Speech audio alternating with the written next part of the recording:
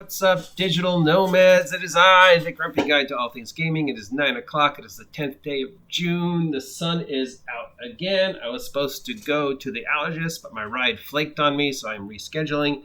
Yay, life. And we have a teeny bit of game news to start the day with. We'll see what else shows up to make us interesting today. Can I go a whole week without talking about Critical Role? Probably not. Okay, so if you have $11,000 and you're interested in Dungeons and Dragons trivia and history, the original Deities and Demigods AD&D 1E manuscript is up for auction on eBay. It may have been sold by now. Let's check.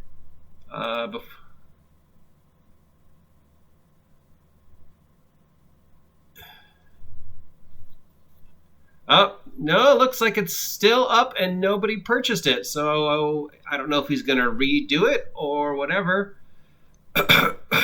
Its starting bid was 99 cents. It went up to $11,000. The eBay ended. I guess James will relist it. This is one of the many historical items you can buy from Jim Ward's collection. It's being sold as found in the original cardboard box it was stored in. Jim has authenticated the manuscript and is sharing a little backstory. Of course, this is the first edition manuscript, which means this is the manuscript that still has the Call of Cthulhu mythos in it and the Eric of Melbourne, Melbatoast, Elric, the Stormbringer kid, in it.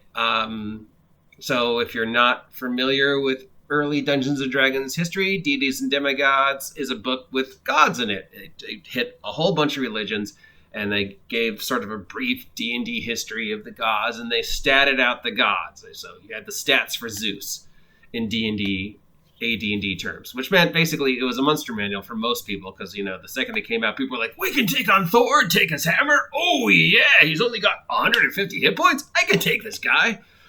And it had the Call of Cthulhu mythos in it, and it had stuff from Elric of Melbourne, but they forgot to ask permission to use Elric of Melbourne's.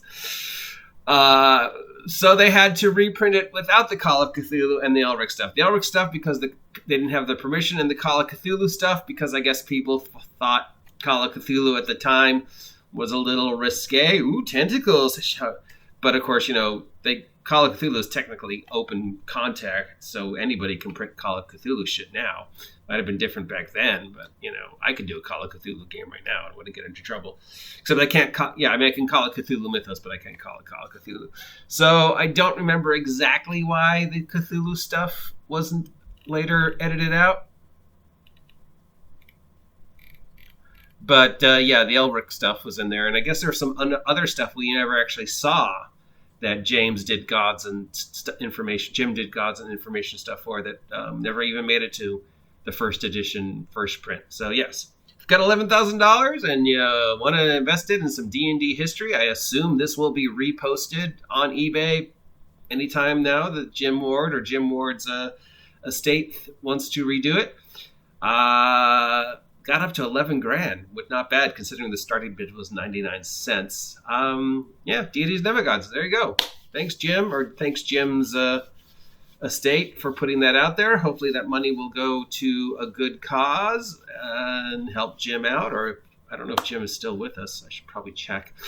Or help a charity or help his family or whatever. But thank you very much, Jim, for making this bit of D&D history available to the public. Hopefully whoever buys it will put it someplace safe as, a memento of when D&D was a little bit, the Wild West days of D&D, let's call it that. The Wild West days of D&D, when things were just a little more crazier and a little less uncontrolled, and we were all crazy kids in the 80s. Yeah! Worshiping Satan and stuff like that.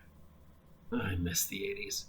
If you appreciate this content, let me know. If you haven't subscribed, please subscribe. Help me hit 500 subs by August 4th, and have a great day, and I will talk to you later. Now get off my Cthulhu.